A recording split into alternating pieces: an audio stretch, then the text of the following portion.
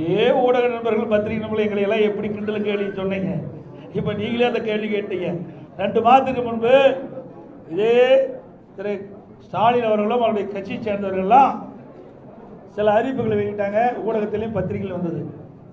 எடப்பாடி பழனிசாமி கடையை விரிச்சு வச்சுக்கிட்டு இருக்காரு, அங்கே யாருமே கூட்டணிக்கு போகல அப்படின்னு சொல்லிட்டு இருந்த காலம் போய் இப்பொழுது அனைத்து இந்திய அண்ணா திராவிட முன்னேற்ற கழக தலைவரும் தேசிய ஜனநாயக கூட்டணியும் ஒரு பலம் வாய்ந்த கூட்டணியை அமைச்சாச்சு.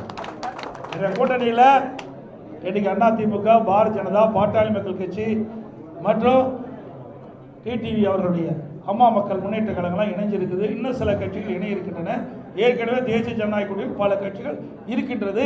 இப்பொழுது தமிழகத்தில் கூட்டணி என்று சொன்னால் அனைத்து இந்திய அண்ணா திராவிட முன்னேற்ற கழக தலைமையில் அமைக்கப்பட்ட கூட்டணி தேசிய ஜனநாயக கூட்டணியோடு அங்கமைக்கின்ற எங்களுடைய கூட்டணி தான் பலம் வாய்ந்த கூட்டணி.